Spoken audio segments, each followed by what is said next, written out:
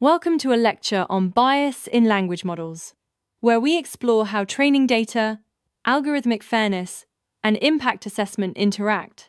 In this presentation, I'll guide you through the sources of bias, how it shows up in models, and why careful evaluation and mitigation matter for real-world deployments, with practical examples and technical approaches illustrated across the slides. This diagram traces a typical self-supervised training pipeline from raw web and filtered corpora through tokenization, embeddings, attention layers, and next token prediction to a deployed model.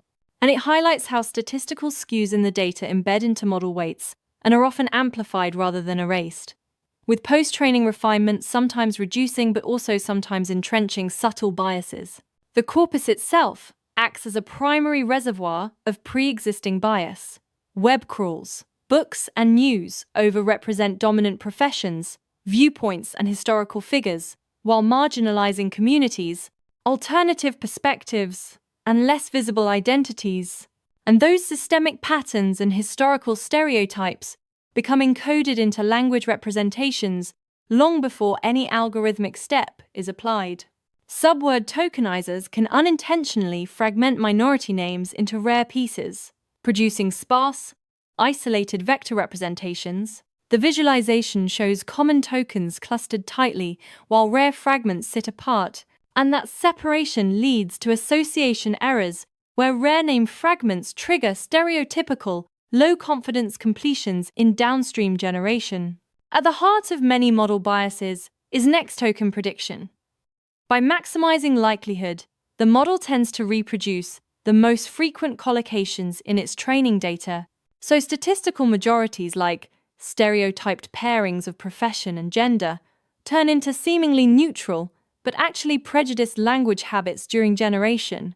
A live fill-in-the-blank analysis compares AI pronoun assignments to real labor statistics, showing patterns where the model often assigns his to doctor and her to nurse at skewed ratios, while mechanics and other roles show extreme mismatches.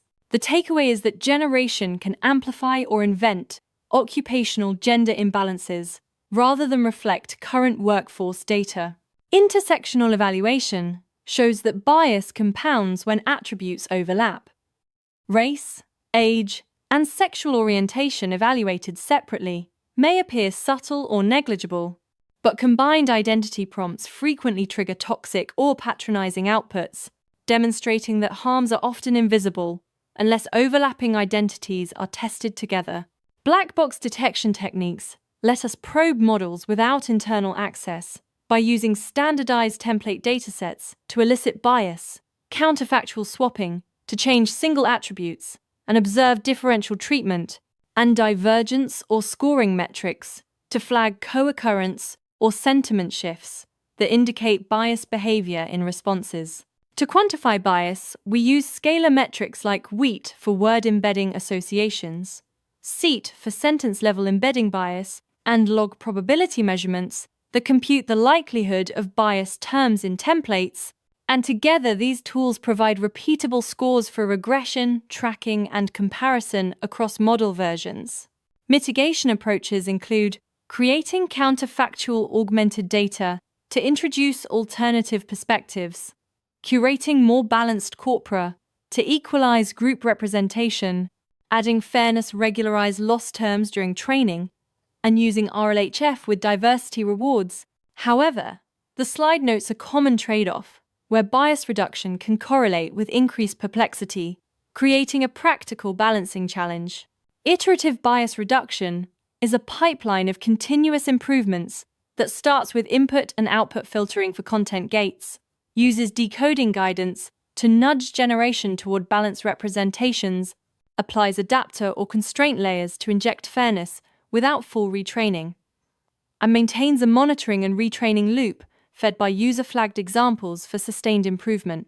A collaborative framework for fairness emphasizes co-defining metrics with engineers, ethicists, domain experts, and affected communities, scheduling regular independent audits, and establishing clear accountability chains and transparent reporting, all with the objective that language models should augment social equity rather than ossify existing inequities through unexamined deployment.